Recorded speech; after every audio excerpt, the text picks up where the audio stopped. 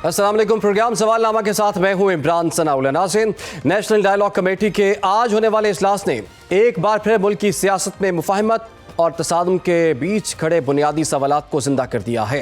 PTI के साबिक रहनुमाओं की जानिब से कायम की गई सियासी डायलॉग कमेटी खुद को तहरीक इंसाफ के लिए सियासी रास्ता हमवार करने और मुल्क में सियासी कशीदगी को कम करने की कोशिश करार दे रही है, मगर दूसरी जानिब PTI की मौजूदा क़यादत इन कोशिशों को शकूक, इल्ज़ामात और ज़ाती सियासत से ताबीर करती हुई नजर आती है। यही तजाद इस सवाल को जन्म देता है कि आखिर मुज़ाकराती अमल की मुखालिफत खुद तहरीक इंसाफ के अंदर से क्यों हो रही है।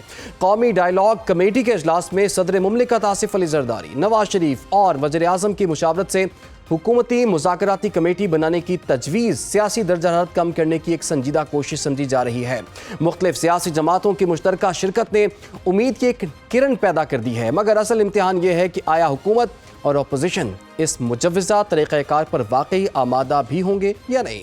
कमेटी के एलामिये में इमरान खान की रिहाई का जिक्र ना होना एक और बड़ा सवालिया निशान है, क्योंकि तहरीक इंसाफ की सियासत का महवर ही इस नुक्ते के गिर्द घूमता है। ऐसे में ये जानना अहम हो जाता है कि क्या PTI बगैर इस मुतालबे के मुज़ाकरात की मेज़ पर आने को तैयार है या फिर मुज़ाहमत ही उसकी वाहिद हिकमत अमली बनी रहेगी। क्या मुज़ाकरात की हामी भरना पार्टी की हकीकी सियासी ख्वाहिश है या महज तहरीक तहफ़्फ़ुज़ आइन पाकिस्तान का हिस्सा होने की मजबूरी। उधर सेनेटर कौमी असम्बली में अपोजिशन लीडरशिप का PTI की बजाय दूसरी जमातों को मिलना पार्टी के अंदरूनी हिकमत अमली और पार्लिमानी सियासत पर भी सवाल उठाता है। साथ ही पीपल्स पार्टी और मुस्लिम लीग नून का PTI के साथ मुख्तलिफ तर्ज अमल, खुसूसन वज़ीर आला खैबर पख्तूनख्वा के मुजव्वज़ा दौरा सिंध पर मुतज़ाद रद्द अमल ये सोचने पर मजबूर करता है कि क्या नून लीग की तरह पीपल्स पार्टी PTI की रियासत के लिए ख़तरा नहीं मानती और या ये महज एक सियासी बयानिया है और मुफादात की जंग है। प्रोग्राम के इस हिस्से में जी हम बात करेंगे। हमें ज्वाइन कर लिया है सीनियर सियासतदान है मोहम्मद अली दुरानी साहब। सबसे पहले बहुत बहुत शुक्रिया जी, आपने हमें वक्त दिया।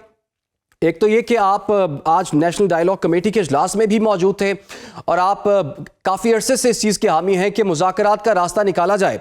सर, बिलाखिर एक एफर्ट हुई है, बहुत सी जमातों के रहनुमाओं ने इसमें शिरकत भी की, आप भी वहाँ पर मौजूद थे। सबसे पहले तो हमें अहवाल बताइए कि सर आज इजलास में हुआ क्या और किस नुक्ते पर आप पहुँचे और कितने पुरुमीद हैं कि आपकी ये कोशिश जो है वो कामयाब होगी।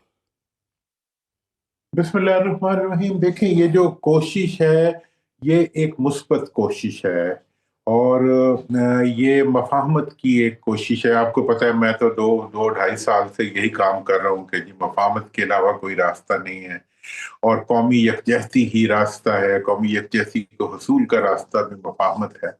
तो इसी सारी जद्दोजहद में हमने ये देखा है कि कौमों का जो इश्यूज होते हैं, कौमों के दरमियान जो मसाइल आते हैं, जब टकराव पैदा होता है बाहमी तौर पे किसी भी चीज में, तो उसका रास्ता जो निकलता है वो बाहमी गुफ्त शनीद और बाहमी एक जिसे कहते हैं डिस्कशन से, डिस्कोर्स से निकलता है। तो ये एक कोशिश शुरू की हमारे दोस्तों ने, फवाद साहब ने, महमूद मौलवी साहब ने और गवर्नर साहब ने। तो ये मैं समझता हूँ कि आज उनको रिस्पॉन्स किया सबने, क्योंकि उनका जो एजेंडा था या जो बेसिक टॉपिक है जिसके ऊपर वो चाहते हैं कि डायलॉग हो, तो डायलॉग होना तो मेरा ख्याल है बहुत बड़ा एक मुस्बत इकदाम है। और जो भी इसकी मुखालफत करेगा वो अवाम की नजरों में मेरा ख्याल है कि अपना वजन खो देगा जाती। और इस सारा जो ये लोग जो ये काम कर रहे हैं उनके किसी एक्शन में कोई उनका जाती मफाद नजर नहीं आता, बल्कि बुनियादी तौर पे ये एक कौमी तकाजा है कि अगर आपने मईशत संभालनी है तो फिर भी आपको कौमी मफाहमत होनी चाहिए। अगर आपने मुल्क को आगे ले जाना है तब भी सियासी मफाहमत होनी चाहिए। अगर आपने अपने इश्यूज को, गवर्नेंस को इम्प्रूव करना है उसके लिए भी मफाहमत होनी चाहिए। दहशतगर्दी का मुकाबला करना है, तो ये जितने भी इश्यूज हैं इनके साथ निबर्द आजमा होने के लिए मफाहमत ही एक रास्ता है। तो इसलिए ये जो एक कोशिश है मुस्बत कोशिश है, और अब इसको अगर तसलसल से किया जाएगा तो ये इस वक्त तो नेशनल जो डायलॉग कमेटी का एक नजर आ रहा है प्रोग्राम, थोड़े दिनों बाद ये पाकिस्तान की आवाम का एजेंडा बन जाएगा, क्योंकि आवाम भी उतने ही तंग है इस सारी कन्फ्रंटेशन से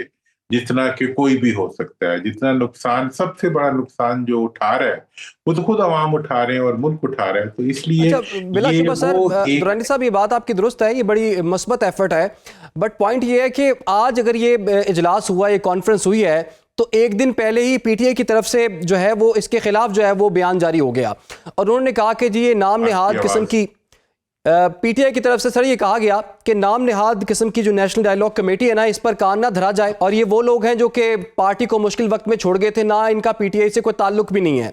अब ऐसे में जब उनकी तरफ से भी बयान सामने आ गया है और एक एफर्ट भी हो रही है, आपको क्या लगता है कि पीटीआई जो है वो बैठेगी मुज़ाकरात के लिए? और इमरान खान की रिहाई का भी आज जो एलामिया जारी हुआ है उसमें जिक्र नहीं है, और पीटीआई का कोर मुतालबा ही इमरान खान की रिहाई है। इस पर आप क्या कहते हैं? देखें, पीटीआई की जो कमेटी है या पीटीआई की जो लीडरशिप के मैंने रिसेंट जो उनके मुतालबात देखे हैं, वो तो उन्होंने कहा है जी कि इससे पहले, डायलॉग से पहले हमारी मुलाकात करवाई जाए इमरान खान साहब से।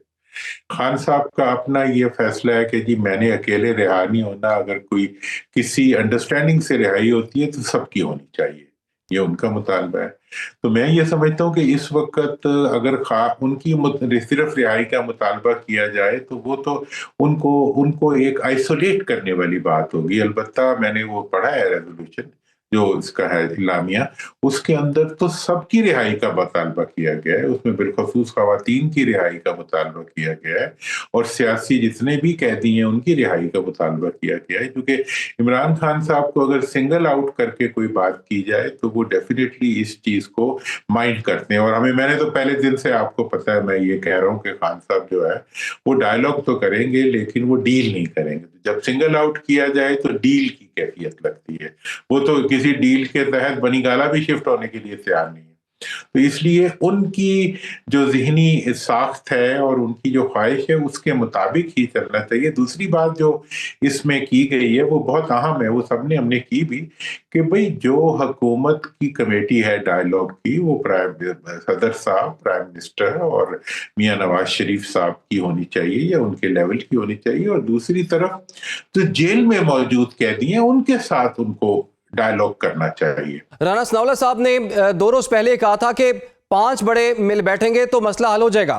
तो आपको कितने % चांसेस नजर आते हैं कि ऐसी कोई गुंजाइश पाकिस्तान के सिनेरियो में बनती है कि 5 बड़ों जिनका जिक्र राना सनाउल्लाह साहब ने किया है वो एक टेबल पे बैठे और मुज़ाकरात करें मिल बैठ के?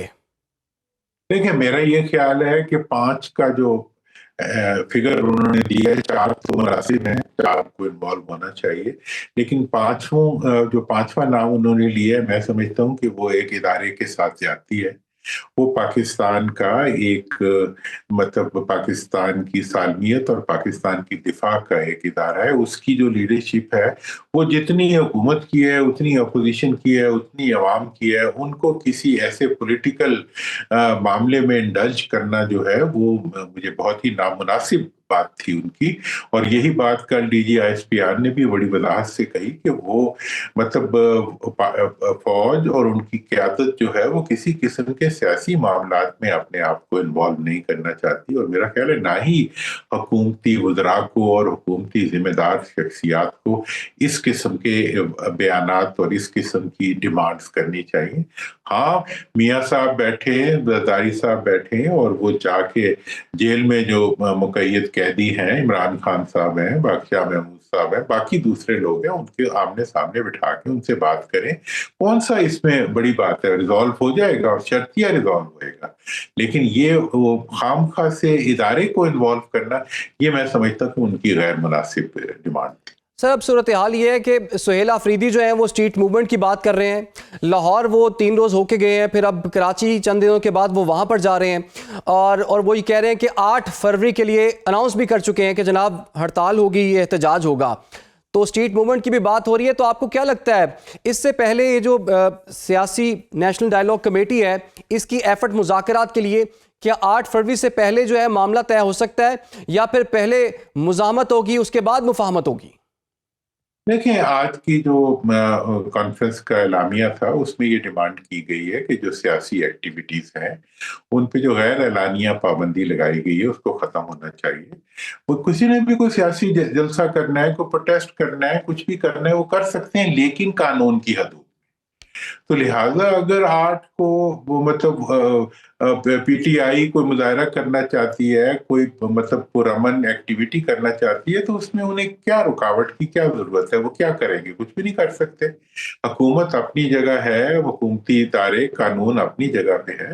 कानून के हदूद में रह के अगर कोई भी पॉलिटिकल पार्टी कोई पॉलिटिकल एक्टिविटी करती है तो उसका राइट है, इस पे तो कोई इश्यू नहीं है। और जहां तक आप देखें, ये अच्छी डेवलपमेंट्स हैं कि सोहेल साहब पहले गए हैं लाहौर, तो लाहौर में एन की गवर्नमेंट ने उन्हें एक एक प्रोटोकॉल भी दिया। किसी हद तक थोड़े बहुत वाकयात हुए अच्छे बुरे, लेकिन इसी तरीके से अब अगर वो कराची जाते हैं और वहां की हुकूमत भी उनको प्रोटोकॉल देती है, तो इससे यही वाली बात तो हम कर रहे हैं, इसी से तो मुफाहमत की फिजा बनेगी।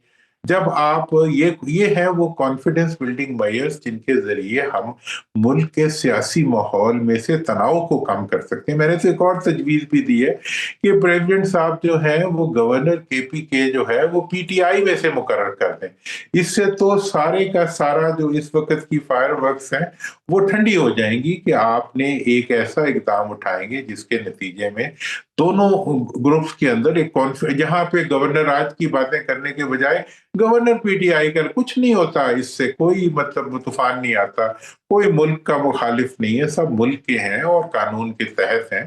तो इस किस्म के इकदामात करके हमें माहौल को ज्यादा बेहतर करना चाहिए। तो जाके हम जो है आपस में एक दूसरे से मतलब वो किसी के प्रोटेस्ट को ही हम ये समझ रहे हैं कि जी वो आग लगाने आ रहे हैं, नहीं कुछ। और अगर माजी में कुछ ऐसी गैर जरूरी शिद्दत पसंदी हुई भी है, ये धरने हो गए, ये इन चीजों से अब पीटीआई को बाहर निकल आना चाहिए। अब उन्हें सियासी इकदामात के जरिए अपने मुतालबात जो हैं उनको पुट फॉरवर्ड करना चाहिए मेरे ख्याल। लेकिन दुरानी साहब, पीटीआई को समझाएगा कौन? एक नाराज ग्रुप है जो कि पीटीआई को छोड़ चुके हुए हैं, वो आज के इजलास में मौजूद थे। पीटीआई के दूसरे जो मौजूदा लीडरशिप है उनकी तरफ से कोई नहीं आया, हुकूमत की तरफ से भी कोई खास नुमाइंदगी जो है बल्कि नुमाइंदगी थी ही नहीं। तो अभी मुल्तान में आपका अगला जो है वो सेशन होगा, इजलास होगा, तो उसके लिए क्या प्लान है आपका? क्या पीटीआई की तरफ से या हुकूमत की तरफ से कोई नुमाइंदगी हो सकती है उसमें?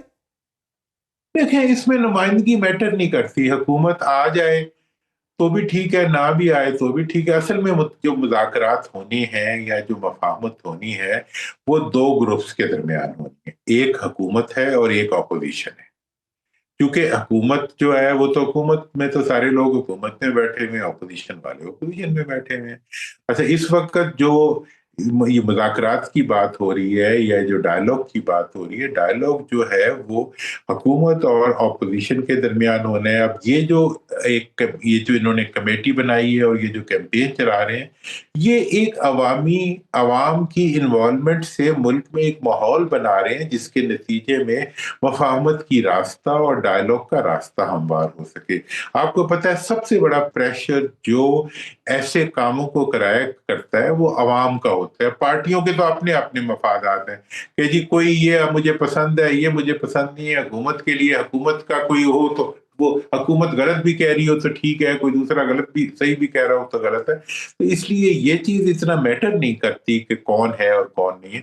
असल चीज ये है कि वो एजेंडा क्या है, वो कॉन्सेप्ट क्या है जिसके ऊपर बातचीत हो रही। कॉन्सेप्ट ये है कि जी आपस में डायलॉग होना चाहिए, कौमी सतह पे डायलॉग होना चाहिए और अवाम के दबाव से ही डायलॉग हो सकता है। और ये जो होता है ना जी कि मफादात का डायलॉग अब नहीं चलेगा, बहुत ज्यादा स्ट्रेसेस बढ़ चुकी हैं। अब जो डायलॉग चलेगा वो यकीनी तौर पर कौम के मफाद का डायलॉग होगा। जब कौम देखेगी कि इनके टकराव की वजह से हमारा नुकसान हो रहा है और इनके टकराव की वजह से मुल्क पीछे जा रहा है, तो यकीनन उनका जो आरा बनेगी, उनकी जो राय बनेगी, उनका जो दबाव बनेगा, वो यकीनी तौर पर तमाम कुव्वतों को मजबूर करेगा वो बाहम बैठ के मसले को हल करें। तो इसलिए ये इसका बाकी कौन आया कौन नहीं आया, मैं समझता हूं कि ये इकदाम उठाना, जिसने भी ये मीटिंग बुलाई है उनके बुलाने को तालीम मिलनी चाहिए और इस मीटिंग में से आगे चल के जो है मुस्बत डेवलपमेंट्स मुतवक्के हैं और सर अगर मैं क्विकली आपसे पूछ पाऊं, इन मुज़ाकरात के नतीजे में क्या इमरान खान की रिहाई मुमकिन है? देखिए जी, मुज़ाकरात के नतीजे में तो मफाहमत मुमकिन है। मफाहमत होगी तो इमरान खान भी निकलेंगे, बाकी भी निकलेंगे, और मफाहमत होगी तो जो कौम के अंदर इस वक्त एक मतलब टकराव की आखिरी कैफियत बनी हुई है वो भी खत्म होगी। ठीक। कैदी रिहा होना, तो देखिए इमरान खान की रिहाई तो बड़ा एक मामूली सा मामला है। इश्यू तो ये है कि वो अपने मकसद को हासिल करना चाहते हैं। नेल्सन मंडेला को कहता कोई जी तुम छूट जाओ और अपना मकसद छोड़ दो, उसने छोड़ना था। इमरान खान को कहें जी अच्छा आज इमरान खान को कहे वो तैयार हो जाए कि मुल्क से बाहर जाने के तैयार हूं तो ठीक। आज मैं जहाज खड़ा करवा दूंगा उनके बाहर। ये तो इश्यू नहीं है। इमरान खान का ये इशू नहीं है कि वो किसी किसी चीज के लिए कोई डील चाहता है या वो जेल से बाहर आना जी। मकसद है उसका। उसका ये मकसद नहीं है। वो जिन इश्यूज को उठा रहा है वो उनके ऊपर हुकूमत को उन इश्यूज की तरफ लाना चाहता है। वो सारे मामलात को ठीक है सर, अगर मेरे बहुत वोट बहुत से मेरी शुक्रिया मोहम्मद अली दुरानी साहब, आपने हमें वक्त दिया। और जैसा कि आप कह रहे थे कि मसाइल का हल जो है जी मुज़ाकरात में है। मुज़ाकरात के लिए जब सब लोग बैठेंगे तो रास्ता निकल आएगा। फिलहाल एक छोटी सी ब्रेक, आप लोग हमारे साथ। Welcome back. ईरान में महंगाई, बेकाबू कीमतों और करेंसी की कदर में शदीद कमी के खिलाफ तेहरान से शुरू होने वाले एहतजाजी मुजाहरे अब मुल्क के मुतादिद बड़े और छोटे शहरों तक फैल चुके हैं और जो कि मुसलसल 10वें रोज़ भी जारी हैं, जिन्होंने मुल्क की सूरत हाल को एक बार फिर आलमी तवज्जो का मरकज बना दिया है। नाज़रीन, एक तरफ मुजाहिरीन बढ़ती हुई महंगाई, बेरोजगारी और मुआशी बदहाली के खिलाफ सड़कों पर हैं, तो दूसरी जानिब बाज़ हलकों की जानिब से हुकूमत के हक में काउंटर प्रोटेस्ट की इत्तलात भी सामने आ रही हैं, जिससे ये तासुर मिलता है कि ईरानी मुआशरा इस वक्त शदीद दबाव और तकसीम का शिकार है। इन मुजाहरों पर जानी नुकसान, जख्मियों की तादाद और हुकूमती रद्द-ए-अमल से मुताल्लिक मुतज़ाद रिपोर्ट्स जो हैं वो गर्दिश कर रही हैं, जबकि असल सवाल ये है कि आया आवाम का बुनियादी मुतालबा सिर्फ मुआशी रिलीफ तक महदूद है या फिर ये एहतजाज किसी बड़ी सियासी तब्दीली की तरफ बढ़ रहा है। एक और रजीम चेंज हो सकती है। इसी तनाजुर में आलमी सतह पर रद्द-ए-अमल भी काफ़ी तेज़ होता हुआ दिखाई दे रहा है। खुसूसन डोनाल्ड ट्रंप और इसराइली वज़ीर-ए-आज़म नेतन्याहू के बयानात को ईरान के अंदरूनी मामलात में मुमकिना गैर मुल्की मुदाखलत के तौर पर देखा जा रहा है, जिससे तेहरान पर सिफारती और नफसियाती दबाव में इजाफा हुआ है। ट्रंप की जानिब से मुजाहिरीन के खिलाफ क्रैकडाउन की सूरत हाल में अमरीकी मुदाखलत की वार्निंग ने खित्ते में पहले से मौजूद कशीदगी को मजीद बढ़ा दिया है। और ऐसे में ये सवाल भी नाज़रीन अहम है कि आया ईरानी हुकूमत मौजूदा मुआशी बहरान की संगीनी का इदराक कर चुकी है, मुजाहिरों को किस हिकमत अमली से हैंडल कर रही है और क्या पॉलिसी मेकिंग के जरिए महंगाई पर काबू पाया जा सकता है नहीं। साथ ही ये खदशात भी ज़ेर बहस हैं कि अगर अमरीका या इसराइल की जानिब से किसी किस्म की जारहाना कार्रवाई की जाती है तो खित्ते खुसूसन पाकिस्तान का इसमें मौक़िफ़ क्या होगा और क्या ईरान एक बार फिर आलमी ताकतों के तसादुम का मरकज़ बनने जा रहा है। इसी पर बात करेंगे। ज्वाइन कर लिया है माहिर बैनुल-अक़वामी अमूर हैं प्रोफेसर हुसैन आलम साहब। प्रोफेसर साहब, आपके वक्त का बहुत शुक्रिया। प्रोफेसर साहब, असल में ये ईरान में हो क्या रहा है इस वक्त और इसका इम्पैक्ट आप क्या देख रहे हैं? क्या ये वाकई महंगाई और जो दीगर उनके जायज़ मुतालिबात हैं आवाम के, उसकी वजह से ही मुजाहरे किए जा रहे हैं या फिर ये रजीम चेंज करने की एक एफर्ट है? इमरान, ऐसा है कि इससे पहले भी आपने देखा था रिसेंटली, जिसमें अमेरिका ने ईरान पर अटैक भी किए मिसाइल्स के जरिए, और इसराइल इस खत्ते के अंदर ऑलरेडी अमेरिका को घसीटना चाह रहा था। तो मेरा ख्याल है कि उस टाइम तो रजीम चेंज कामयाब नहीं हुई, लेकिन इस टाइम पे हमें लग रहा है कि ईरान की सूरत हाल मुआशी पॉलिसियों की वजह से और जिस तरीके से ईरान में मजहबी अक्सरियत और जिस तरीके से दबा के रखने की पॉलिसियां थी, उसकी वजह से अंदर से कोई तब्दीली नजर आ रही है। तो मैं ये समझ रहा हूँ कि इस वक्त काफी चेंजेस आने के और असरात इसके जो है वो पूरे खत्ते पे मुरतब होने के मुझे नजर आ रहे हैं। मुझे यूं लग रहा है कि जैसे इस दफा अगर ईरान ने हिकमत अमली से काम ना लिया तो शायद कोई रजीम चेंज की सिचुएशन बन जाए। और अभी हम रिसेंटली देख रहे थे कि रशिया के साथ वो अलाइन हो गए हैं कि उनके जो मजहबी पेशवा हैं और जो उनकी क़यादत है वो शायद वहां बना ले अगर कोई ऐसी सिचुएशन बन जाती है। पहली सिचुएशन तो उन्होंने ये की है कि हम $7 पर मंथ के हिसाब से देंगे, तो $7 तो कुछ भी नहीं बनता जिस हिसाब से महंगाई फैल गई है। मैं ये समझ रहा हूँ कि $7 पर मंथ 4 महीने का अगर आप दे भी दें हर शहरी के अकाउंट में तो उससे कोई फर्क नहीं पड़ेगा। और दूसरा ये कि ये सिर्फ एक बज़ाहिर छोटा सा ऊंट के मुंह में जीरे वाली बात है, ये लोग ऐसे नहीं खामोश होंगे, इसके लिए कोई हिकमत अमली और कुछ तब्दीलियां लानी पड़ेंगी। फॉर एग्जाम्पल आप देखें कि अभी रिसेंटली उनके चीफ जस्टिस ने कहा कि हमने कुछ ना कुछ कोशिश की है, लेकिन फिर भी अगर मुजाहिरीन बाज नहीं आते तो उनके साथ सख्ती से निपटा जाएगा। اور اگر سختی سے نپٹا جائے گا تو آپ دیکھ لیجئے گا کہ کہیں نہ کہیں امریکہ اس کے اندر کود پڑے گا، جو کہ اس خطے کے لیے اچھا اور پوری پروفیسر دنیا کے صاحب، لیے آپ نے حکمت عملی کی تھرڈ بات ورلڈ کی ہے، وار کی تو جو ایرانی صدر ہے نا، انہوں نے سیکیورٹی فورسز کو مظاہرین کے خلاف جو کارروائی ہے نا وہ نہ کرنے کا حکم دیا ہے، تو اب پالیسی تھوڑی چینج ہو رہی ہے کہ سختی نہ کی جائے، تو آپ کو لگتا ہے کہ یہ پالیسی جو ہے وہ کامیاب ہو سکتی ہے اور معاملات بہتر ڈگر پر جا سکتے ہیں؟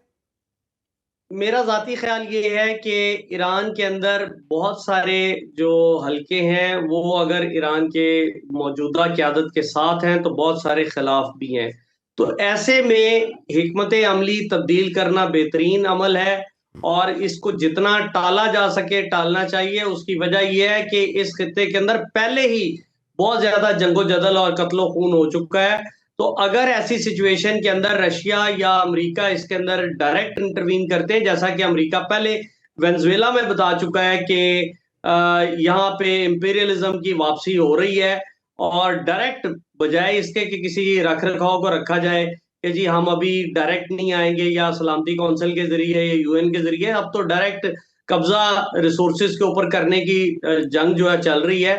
تو میرا خیال ہے کہ ایران کو چاہیے کہ اپنے عوام کی بات سنے اور عوام کو اعتماد میں لے، اور پالیسی اگر چینج کی ہے تو بہت اچھی بات ہے، لیکن پھر بھی خطرات ابھی موجود ہیں اس خطے کے اندر کہ امریکہ ڈائریکٹ انٹروین کر سکتا ہے۔ اگر ذرا سی بھی کوئی سختی یا کوئی قتل و خون ہوتا ہے مظاہرین کے خلاف تو امریکہ کسی رکھ رکھاؤ کے بغیر ڈائریکٹ اس کے اندر انٹروین کر سکتا ہے۔ تو پروفیسر صاحب، جو احتجاج ہو رہے ہیں، جو لوگ پروٹیسٹ کر رہے ہیں، تو ان کے اگینسٹ کاؤنٹر پروٹیسٹ بھی ہو رہا ہے، تو جو مظاہرہ کر رہے ہیں ان کے مخالف بھی لوگ ان کے خلاف مظاہرہ کر رہے ہیں، تو یہ کتنی خطرناک صورتحال ہے اور اس کا کیا امپیکٹ آپ دیکھتے ہیں وہاں پر؟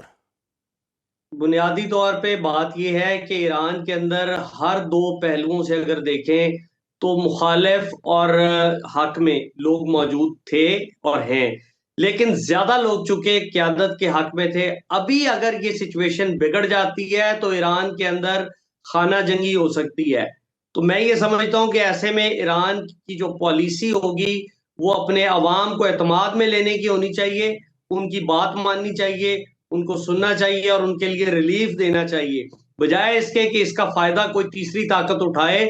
اور اب چونکہ آپ کے سامنے پوری سچویشن ہے تو میں سمجھتا ہوں کہ ایسے میں ایرانی پالیسی جو ہے وہ اپنے عوام کی بات سننے اور ان کے ساتھ ڈائیلاگ کی ہونی چاہیے۔ تو سر، مہنگائی ختم کرنے کے لیے ایرانی حکومت کے پاس آپ کے خیال میں کیا آپشن ہے؟ چونکہ آپ بتا بھی رہے ہیں کہ جو $7 ہے وہ تو اتنے زیادہ نہیں ہے، اور مہنگائی ختم ہونے کے لیے بھی کچھ ٹائم درکار ہوگا، تو اس کو اب نیوٹرلائز کس طرح سے کیا جا سکتا ہے ان مظاہروں کو، اور سچویشن کیسے نارمل ہو سکتی ہے وہاں پر؟ پہلی بات یہ ہے کہ فائنینشیل ریلیف دیا جائے، آلریڈی وہاں کی سچویشن خراب ہے۔ نمبر 2، بین الاقوامی جو طاقتیں ہیں، جو اس خطے کے لوگ ہیں یا انٹرنیشنلی جو لوگ ہیں وہ اس کے اندر انٹروین کریں، کیونکہ یہ جنگ ایک ملک تک یا دو ملکوں تک نہیں رہے گی۔ آپ اس سے پہلے اسرائیل اور عرب کو دیکھ چکے ہیں، اسرائیل اور ایران کو دیکھ چکے ہیں، وینزویلا اور امریکہ کے پورے خطے کو دیکھ رہے ہیں، اسی طرح آپ یورپ کو دیکھ رہے ہیں یوکرین کے ساتھ اور رشیا کے ساتھ۔ تو میں یہ سمجھتا ہوں کہ یہ تیسری عالمی جنگ کا آغاز ہونے جائے گا اگر اس کو موقع پر کنٹرول نہ کیا گیا اور بین الاقوامی جو لیڈرز ہیں وہ انٹروین نہیں کریں گے، تو یقینی بات ہے یہ صورتحال پھیل جائے گی اور یہ ایک ملک تک نہیں رہے گی، اور جنگیں کھل کر اکانومی کی ہو گئی ہیں، معیشت کی جنگیں ہیں، اقتدار اور وسائل کے اوپر قبضے کی جنگیں ہیں، سب کچھ کھل کر سامنے آ چکا ہے۔ تو میں یہ سمجھ رہا ہوں کہ اس کے اوپر بین الاقوامی جو رول ہے وہ پلے کرنے کی ضرورت ہے۔ سر، بین الاقوامی رول کی آپ نے بات کی ہے، اب امریکہ جو ہے اور اسرائیل جو ہے وہ تو ایران کو دھمکیاں دے رہے ہیں، اور کچھ لوگوں کا خیال ہے کہ ایک حملہ ایران پر مزید بھی ہو سکتا ہے۔ اب اس ریجن کی اگر بات کر لی جائے تو پاکستان کا تو ہمسایہ ملک ہے ایران، اب پاکستان کے امریکہ کے ساتھ بھی بڑے اچھے تعلقات اب ہو چکے ہوئے ہیں، اور ایران تو ہمسایہ ملک ہے، تو ایسے میں پاکستان کی اسٹریٹجی کیا ہونی چاہیے، پاکستان کا موقف کیا ہونا چاہیے، اور اس کی حکمت عملی کیا ہونی چاہیے اب؟ اس سے پہلے آپ نے دیکھا ہوگا کہ پاکستان نے آپ کے اسپیشلی جو ہمارے فیلڈ مارشل عاصم منیر صاحب ہیں، انہوں نے امریکہ کو ڈھکے چھپے الفاظ میں بتا دیا تھا کہ اگر آپ جنگ میں کودتے ہیں تو اس میں نقصان زیادہ ہے، تو کوئی عزت دارانہ حل انہوں نے نکالا کہ کچھ ان کی بھی رہ گئی ون ون پالیسی، کچھ ایران کی ون ون پالیسی رہ گئی۔ ابھی بھی میں سمجھتا ہوں کہ اس کے اندر پاکستانی گورنمنٹ چونکہ پاکستان ڈائریکٹ فرنٹ کے اوپر بیٹھا ہوا ہے، اگر جنگ ایران تک آ جاتی ہے تو یقینی بات ہے ڈائریکٹ کنفرنٹیشن کی صورت میں پاکستان نہ ایران کو انکار کر سکتا ہے نہ امریکہ کو انکار کر سکتا ہے. تو ہمیں اس کے اندر کوئی رول پلے کرنا چاہیے میڈیشن کا، ایرانیوں کے اوپر بھی اپنا انفلوئنس استعمال کرنا چاہیے، اور امریکہ کے ساتھ اگر آپ کے اچھے تعلقات ہیں تو امریکہ کو بھی اس خطے کے اندر یہ جو پالیسی ہے ان کی انٹروین کرنے کی یا رجیم چینج کی، اس کو چینج کرنے کے لیے اپنی رائے، اپنی پالیسی پاکستان کو دینی چاہیے کہ اس سے اچھے طریقے سے نکلا جائے، بجائے اس کے کہ آپ اس کے اندر گھسیں گے تو یقینی بات ہے امریکن اکانومی جو ہے وہ پہلے ہی مشکلات کا شکار رہی ہے.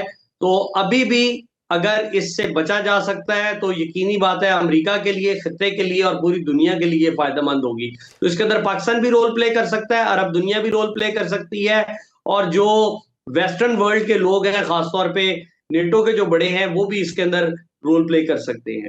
اچھا، تو یہ ابھی روس کا اس میں کیا آپ دیکھ رہے ہیں؟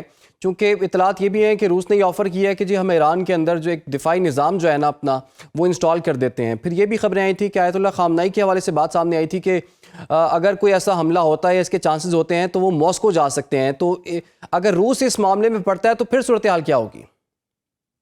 میں تو آپ کو اس سے پہلے عرض کر چکا ہوں کہ یہ تیسری بین الاقوامی جو جنگ ہے، تھرڈ ورلڈ وار جو ہے، یہ اس کی طرف اشارے ملتے ہیں، کیونکہ جنگیں کبھی بھی ایک ملک کے پاس نہیں رہیں گی. اب ساری کی ساری اکانومیز جڑی ہوئی ہیں، ساری کی ساری ملکوں کی سیاست گھوم رہی ہے ایک ہی چیز کے اوپر، معیشت کے اوپر، اکانومی کے اوپر.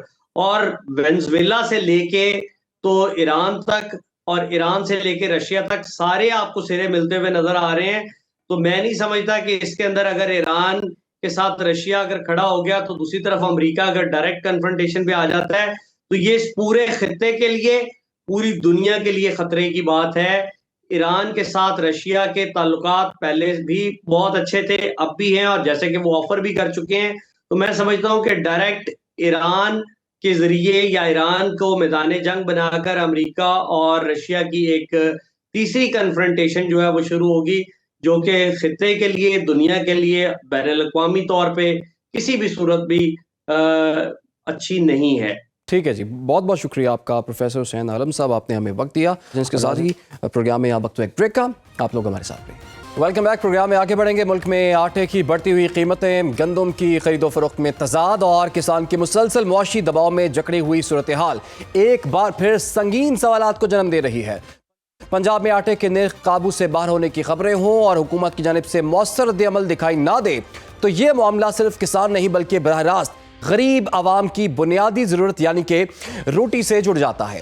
ایسے میں یہ جاننا ناگزیر ہو جاتا ہے کہ حکومت کسان سے گندم کس قیمت پر خرید رہی ہے اور وہی گندم مارکیٹ میں عوام کو کس نرخ پر دستیاب ہے، اور اس فرق کا فائدہ آخر کون اٹھا رہا ہے. دوسری جانب آئی ایم ایف کی کڑی شرط پر حکومت نے شوگر سیکٹر کو ڈی ریگولیٹ کرنے کی جامع پلان بھی تیار کر لیا ہے، اور اس کے مطابق حکومت نے شوگر سیکٹر سے نکلنے کا فیصلہ کر لیا ہے. مجوزہ پلان کے تحت کاشتکاروں کو گنا کاشت کرنے کی مکمل آزادی ہوگی، اور شوگر ایکسپورٹ پر سبسڈی اور نئی شوگر ملز لگانے پر پابندی ختم کرنے کی تجویز بھی ہے. چینی کی برآمد اور درآمد پر پابندی بھی ہٹانے کی تجویز ہے. انہی معاملات پر جی ہم بات کریں گے. میں جوائن کر لیا ہے چیئرمین کسان اتحاد خالد حسین بٹ صاحب نے. بٹ صاحب آپ کے وقت کا بہت شکریہ. بٹ صاحب، پنجاب میں آٹے کی قیمتیں ایک مرتبہ پھر سے بے قابو ہوتی ہوئی دکھائی دے رہی ہیں، اور اصل سوال تو وہی ہے کہ حکومت کسان سے جو گندم جو ہے وہ کس قیمت پر خرید رہی ہے، پھر مارکیٹ میں وہ گندم کتنے میں دستیاب ہے، اور جو فرق جو سامنے آ رہا ہے اس کا فائدہ سر کون اٹھا رہا ہے؟ جی بہت شکریہ، خاص کر سنو اور بھائی آپ کا بہت شکریہ کہ آپ ہمیشہ سے کسانوں کی آواز بلند کرنے میں آپ نے ہمارا ساتھ دیا. جیسے کہ آپ نے فرمایا کہ گندم جو تھی وہ کسان سے 1800 روپے من خریدی گئی، اور اس ٹائم میں بلوچستان میں ہوں 6000 روپے من ہے، پنجاب میں سندھ میں 5000 من ہے، اسلام آباد 4800 من ہے، اور پنجاب اس ٹائم 4000 من پہ آ گیا ہے. اور اس وجہ سے پنجاب میں کم ہے کہ جیسے آپ نے فرمایا کہ آئی ایم ایف نے کہا ہے کہ شوگر ملوں کو اور چینی کو ڈی ریگولیٹ کر دیں، تو انہوں نے گندم کو بھی تو ڈی ریگولیٹ کیا تھا. تو اگر ہماری گندم پھر زبردستی ڈی سیز کو کیوں کہا کہ اگر کسان نے گندم 2000 سے یا اس سے اوپر بیچی تو ایف آر درج کر دیں اور صوبہ بندی کر دیں. آپ یقین کریں 2200 ارب روپے کسان نے صرف گندم میں نقصان کیا ہے. اس کے بعد کسان کا جو کاٹن کی فصل تھی اس ٹائم 25 سے 30 ہزار گانٹ جو ہے برازیل اور امریکہ سے منگوائی گئی ہیں جو 1.5 سے 2 ارب ڈالر کی ہیں. اور ہمارے پاس آئی ایم ایف سے ہم قرضہ لیتے ہیں کہ ڈالر ہمیں چاہیے. اور اسی طرح آپ چینی کا جیسا آپ نے فرمایا گنا پچھلے سال 400 اس سے پچھلے سال 400 اس سال شوگر مالکان گنا 400 روپے من خرید رہے ہیں اور کٹوتی 100 200 من لگا اس میں شوگر مالکان کٹوتی کر رہا ہے لیکن ان کو کوئی پوچھنے والا نہیں ہے. اور اسی طرح آج آپ دیکھیں تو ہماری آلو کی فصل ہے 1600 روپے کی 2.5 من کی بوری. آپ یقین کریں کہ آلو ہم اپنی زمین سے لا کے مارکیٹنگ تک بھی 1600 روپے ہمارا خرچہ آ جاتا ہے. وہ ہم زمین میں ہی ہل چلا رہے ہیں کیونکہ ہم باہر نکال کے بیچ ہی نہیں سکتے. تو جس طرح یہ ظلم کیا جا رہا ہے اور گورنمنٹ بڑے بڑے دعوے کرتی ہے اللہ گواہ ہے کہ ہم کسی گورنمنٹ یا کسی کے خلاف نہیں ہیں لیکن ہم چاہتے ہیں کہ اس ملک میں 70% جو اکانومی ہے وہ میرے کسانوں کے ساتھ جڑی ہوئی ہے. چھوٹے شہر جو ہیں اس میں انڈسٹری نہیں ہے. اگر زراعت نہیں ہوگی تو فارمر کیسے آگے اپنے آپ کو لے کے جائے گا. اللہ گواہ ہے آپ گاؤں میں جائیں اس ٹائم اتنی غربت ہے جوان بیٹیوں کی 2 سال سے گندم نہیں بکی شادی نہیں کر سکتے. میں کہتا ہوں کون سی فصل ہے گورنمنٹ بتا دے. اچھا جس کا بھٹ صاحب یہ بتائیے گا 5 سال پہلے جیسے کہ حکومت تو یہ دعویٰ کر رہی ہے نا کہ ہم تو کسان دوست جو ہے حکومت ہے سب سے بڑا کسان پیکج وہ دعویٰ کر رہے ہیں کہ ہم نے دیا. وزیر اعلیٰ پنجاب کی بات کر لی جائے تو وہ تو بارہا یہ کہتی ہیں ہم کسان کا نقصان میں نہیں ہونے دوں گی. جو آپ فیکٹس جو اور سٹیٹس جو شیئر کر رہے ہیں وہ تو بہت خطرناک ہے. تو کسان کا نقصان کس طرح سے ہو رہا ہے اگر حکومت نہیں چاہ رہی ہے. حکومت کا دعویٰ اس طرح سے ہے کہ وہ تو کسان دوست حکومت ہے. دیکھیں جی سی ایم پنجاب صاحبہ کیا کہہ رہی ہے کہ وہ کہہ رہی ہے جی میں نے آپ کو ٹریکٹر دے دیا. ٹھیک ہے جی میں نے آپ کو لون دے دیا کسان کارڈ پہ 1 لاکھ روپے کا لون دے دیا. اگر 3 مہینے بعد نہیں دیں گے تو آپ اس پہ انٹرسٹ دیں گے. اللہ گواہ جو میرے باپ یا دادا نے زمینیں پلج کرا کے ٹریکٹر یا بینک سے لون لیا تھا وہ اس کی اولاد بھی اتار نہیں سکی اور وہ زمینیں آکشن ہو گئی. اسی طرح ہم گورنمنٹ پنجاب یا فیڈرل گورنمنٹ سے یہ نہیں چاہتے کہ ہمیں سود پہ لگا دیا جائے ہمیں قرضے دیے جائیں. ایک ٹریکٹر اگر ایک گاؤں میں ہو نا اللہ گواہ کہ گاؤں میں ایک ٹریکٹر پورے گاؤں کے جتنی زمیندار ہے اس کے زیادہ سے زیادہ 2 ایکڑ اس کی زمین کاشت ہو جاتی ہے. ہم چاہتے ہیں کہ ہم اپنی فصل کا جو ریٹ ہے ہمیں وہ ریٹ دیا جائے. اب کاٹن میری بکی 4,500 کی 10,000 روپے من میرا خرچہ تھا. گندم میں نے 4,000 روپے من میرا خرچہ تھا گندم میری 1,800 کی بکی. وہی گندم آج مڈل مین یا جو مافیا ہے وہ 4,000 پنجاب سندھ اور کے پی کے اور بلوچستان 5,000 روپے من ہے 10,000 کی بوری ہے اس ٹائم. تو میں حیران ہوں کہ ایک تو غریب کسان کو بھی فائدہ نہ ہوا اور ابھی غریب کو بھی آٹا مہنگا مل رہا ہے. یا تو یہ کہتے ہیں کہ چلو کسان کو ہم نے مار دیا ہے غریب کو تو آٹا سستا دے دے غریب کو چینی سستی دے دے. 400 روپے گنے کے حساب سے چینی کا ریٹ پچھلے سال شوگر مالکان گورنمنٹ اور ہم نے بیٹھ کے ڈیسائیڈ کیا تھا کہ اگر 400 روپے میں گنا خریدا جائے تو 10 روپے پرافٹ بھی شوگر مل والا اپنا کے جی پہ رکھ لے تو 135 روپے کے جی بنتا ہے اور 135 روپے پچھلے سال ریٹ تھا. لیکن جیسے ہم سے گنا خریدا گیا آج بھی 185 روپے ریٹ چینی بک رہی ہے اور کسان سے پچھلے سال والا وہی 400 روپے من گنا بک رہا ہے. اب ان کو جیسے آپ نے فرمایا کہ یہ باہر بھی بیچ سکتے ہیں جو مرضی کر سکتے ہیں. کیا گندم ڈی ریگولیٹ کی تو میرے صوبوں سے باہر گندم گورنمنٹ پنجاب نے جانی دی. ہمارے صوبہ بندی کر دی ضلع بندی کر دی کسان کی گندم مہنگی بک کی اس پہ ایف آئی آر کاٹ دی. تو میں حیران ہوں جو اس ملک کو چلانے والے ہیں. میرا کسان دن رات محنت کر کے غذائی قلت میرے ملک کی پوری کرتا ہے. آپ یقین کریں کہ 80% جوان جو شہید ہو کے آ رہے ہیں ہمارے گاؤں میں وہ بھی کسانوں کے بیٹے ہیں. اور پھر بھی کسان کا باپ کہتا ہے کہ اگر میرے 10 بیٹے ہوں تو اس ملک پر قربان. ہم اپنے دن رات محنت کر کے اس ملک کی غذائی قلت کرتے ہیں اور اکثریت میں فورسز میں کسانوں کے بیٹے ہیں جو سپاہی کی بات کر رہا ہوں فوجی کی یا رینجر یا پولیس اس کی قربانیاں ان کے بھی جنازے ہم اٹھا رہے ہیں. لیکن یہ ظلم جو ہے یہ پاکستان اس ٹائم نہ آپ انڈسٹری آپ کو کما کے دے سکتی ہے 5 अरब का पिछले साल हमने चावल 5 बार भेजा था। इन्होंने इस साल सीड ऐसा दिया कि हमारी अमेरिका से शिपमेंट वापस आ गई। तो ज़राअत पे तवज्जो नहीं है, सिर्फ पॉलिसी बना रहे हैं कि हम कार्ड दे दिया, खाद दे दी, ट्रैक्टर दे दिया, हमें उसका क्या फायदा? तो जो मैंने 4 बैग DAP की डाले 60,000 के जी। और मेरा जो है ना नुकसान हुआ, जब मैंने फसल बेची तो वो 20,000 की बिकी। अच्छा भाट साहब, ये भी अर्ज़ कीजिएगा, ये 2025 का सैलाब आया था और उसमें बहुत ज़्यादा नुकसान हुआ था किसानों का, तो हुकूमत का तो ये भी दावा था कि हम इनकी भरपाई करेंगे और इनके नुकसानात का जो है उजाला किया जाएगा। तो आप तो उनके नुमाइंदे हैं, ऑन ग्राउंड क्या सिचुएशन है? क्या नुकसानात पूरे हुए हैं आपके? 25 से 30 लाख एकड़ पे खड़ी फसल, जिसमें हमारा कॉटन था, चावल था। अल्लाह गवाह के तैयार फसल पे 1 लाख से 1.25 लाख रुपए एकड़ खर्चा आता है, वो सब की सब तबाह हो गई। अभी अगली फसल काश्त भी नहीं कर सके, जमीनें नहीं तैयार कर सके, ट्रैक्टर क्या, हमारे ट्यूबवेल क्या, सब कुछ बह गया। लेकिन अभी तक 1-1 लाख रुपए किसानों को दिया है, वो भी 25% लोगों को।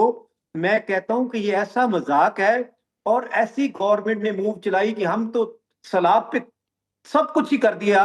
लेकिन मैं कहता हूं कि कुछ सर्वे करवाएं उन सैलाब के गांव में, आज आप मीडिया को भेजें, देखें आज भी टेंटों पे बैठे हैं, लाख लाख रुपए में क्या होता है, फसल काश्त नहीं कर सके, माल मवेशी पानी में बह गए।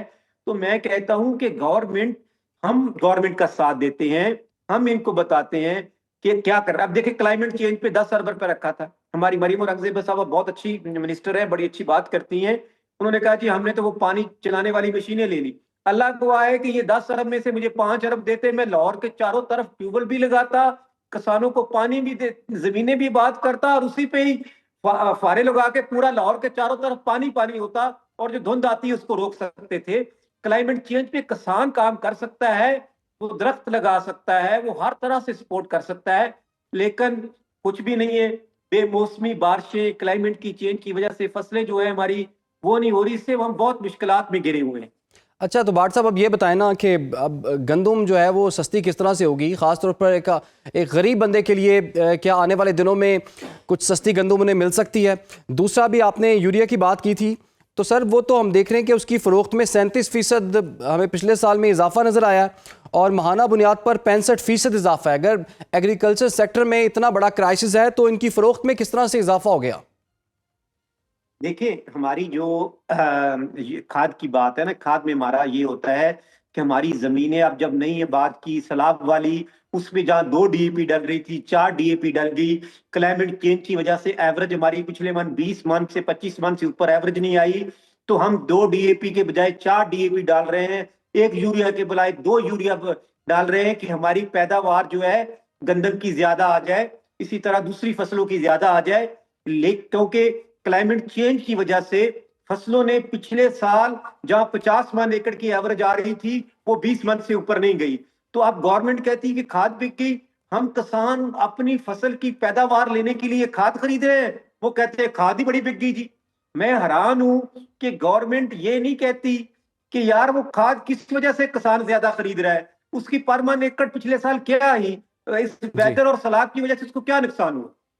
ठीक है जी, बहुत बहुत शुक्रिया आपका चौधरी खालिद हुसैन भाट साहब, आपने हमें वक्त दिया। और किसानों के मसाइल पर जी बात हो रही थी और जैसे कि वो बता भी रहे थे कि किसान बहुत मुश्किल में है, बड़ी परेशानी में है। हाल ही में हमने देख लिया कि पिछले साल एक बहुत खौफनाक सैलाब भी आया था, बहुत सी फसलें तबाह हुई और किसान का उस पर बुरा हाल है।